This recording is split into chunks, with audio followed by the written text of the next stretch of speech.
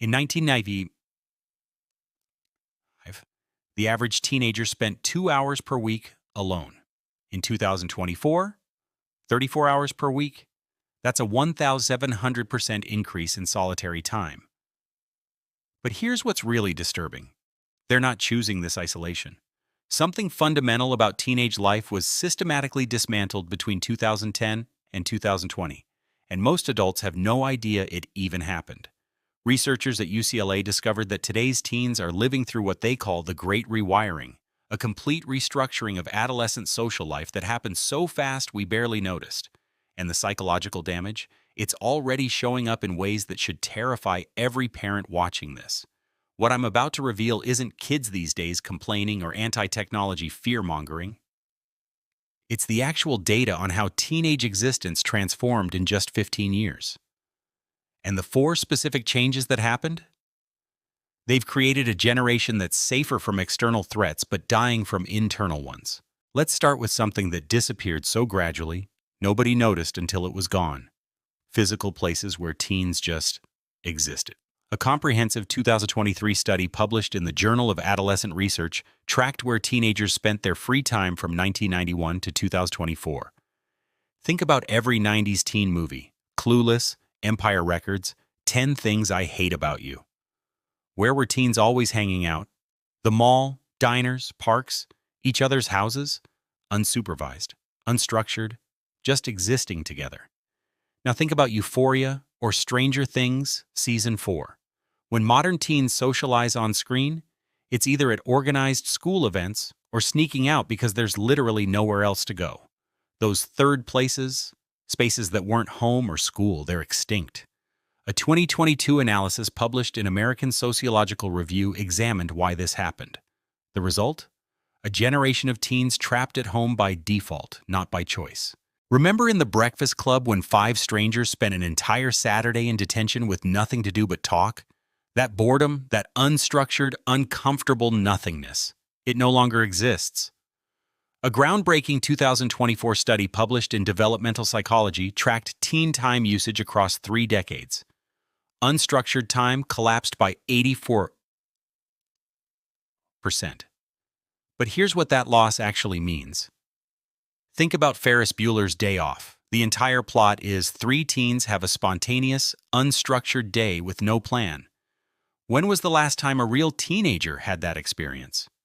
Unstructured time is when identity formation happens, who am I when nobody's watching, creativity develops, boredom forces invention, self-regulation strengthens, managing yourself without external structure, intrinsic motivation emerges, finding what you actually enjoy. Without it, you develop what researchers call structural dependence. Inability to function without external organization and constant stimulation. It's like that scene in WALL-E where humans on the spaceship can't function without the screens telling them what to do. Except it's happening right now to an entire generation. Today's teens are the most monitored, tracked, and surveilled generation in human history. A disturbing 2022 study, published in New Media and Society, examined teen privacy and autonomy. Think about The Breakfast Club again. Those 5 kids could be completely honest about their lives in that library because nobody was recording it. Now imagine that same scene, but everyone's filming on their phones, posting to TikTok, where it could be screenshot, shared, and define your reputation forever. You'd never say anything real. A 2023 psychological study examined the impact of constant surveillance on adolescent development. The researchers found that teens under high surveillance show patterns identical to prisoners, hostages, and people in authoritarian regimes: self-censorship, hypervigilance, inability to develop autonomous identity. It's literally the plot of 1984, except the surveillance isn't from Big Brother. It's from Life 360, Find My Friends, and their own social media accounts. But there's one final change that explains why teen mental health is in crisis. Here are the numbers that should make you stop scrolling. A landmark 2024 study published in JAMA Pediatrics tracked adolescent mental health from 2010 to 2024. Teen mental health in 2010 versus 2024. Major depressive episode. 2010, 8.7 0.7% of teens, 2024, 20.1% of teens, change, plus 131% increase, severe anxiety, 2010, 11.3% of teens, 2024, 25.6% of teens, change, plus 127% increase. Suicidal ideation, 2010, 6.8% of teens, 24, 13.2% of teens, change, plus 94% increase. This isn't a small uptick, this is an epidemic. Think about shows like Freaks and Geeks or that 70s show. The teens faced problems, identity, relationships, family issues. But they weren't anxious in this way. They weren't having panic attacks at alarming rates. Compare that to 13 Reasons Why or Euphoria, which are basically documentaries of teen mental health crisis. A 2023 analysis examined what changed between 2010 and 2020, the exact decade mental health collapsed. In just 10 years, teenage social life moved almost entirely onto platforms specifically designed to maximize engagement through anxiety, comparison, and FOMO. It's like someone took the worst parts of Mean Girls, constant judgment, social comparison, reputation destruction, and made it 24/7, with algorithms amplifying the cruelty. But here's where it gets even darker. Today's teens are physically safer than any generation in history, but psychologically more endangered. A fascinating 2023 study published in the Journal of Pediatrics examined this contradiction. Teens are statistically far safer from external harm, but parents are far more afraid. Think about the kids in Stranger Things Season 1, set in 1983.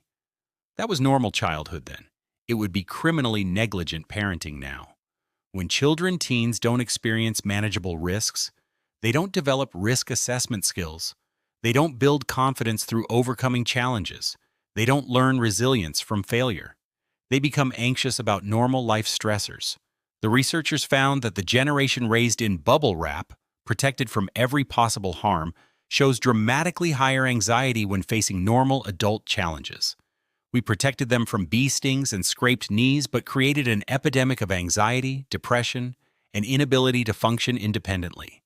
It's the exact lesson from Finding Nemo.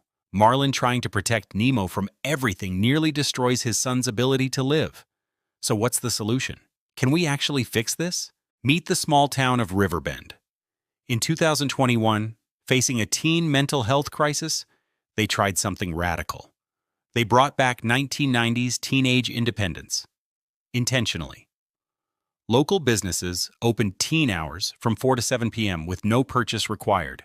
The community center became an actual hangout space. The Parks Department reversed no loitering policies. As a result, teens had somewhere to go besides home or school. High schools reduced homework by 30%. Parents organized an independence pact to allow less surveillance. The community normalized unsupervised teen activity. This resulted in 12 or more hours a week of unstructured time restored. Parents removed GPS tracking, allowing it for emergencies only. They reduced social media monitoring. Teens were allowed private spaces, like their rooms and conversations. This meant they could explore their identity without constant observation. Teens were allowed to make mistakes with natural consequences. Interventions in every conflict were stopped.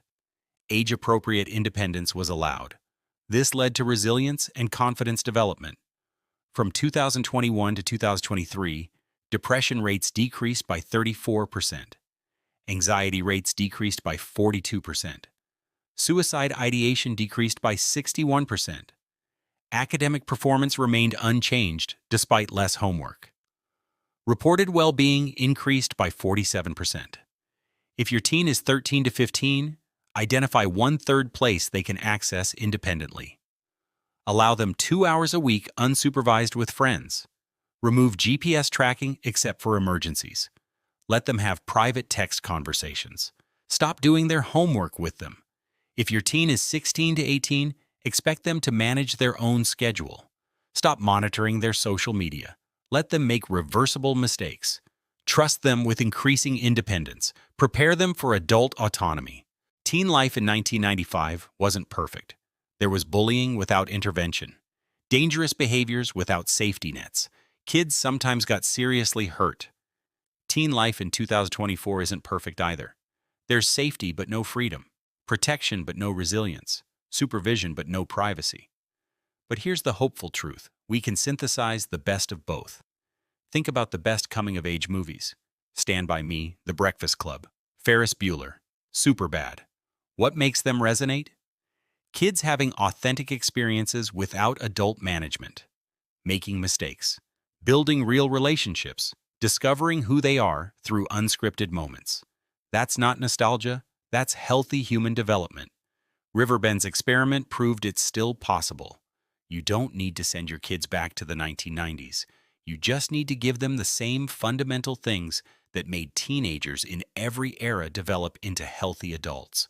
Physical spaces to exist, unstructured time to explore, privacy to become themselves, manageable risks to build resilience, real relationships in real time. Your teen isn't addicted to their phone because they're weak. They're isolated in their bedroom because we eliminated everywhere else they could go. They're anxious because we removed every opportunity to prove they're capable. They're depressed because we made their entire existence documented, curated, and surveilled. The shocking difference between teen life then and now isn't technology. It's that we systematically dismantled the environmental scaffolding that let adolescence work. We can rebuild it. Riverbend did. You can too.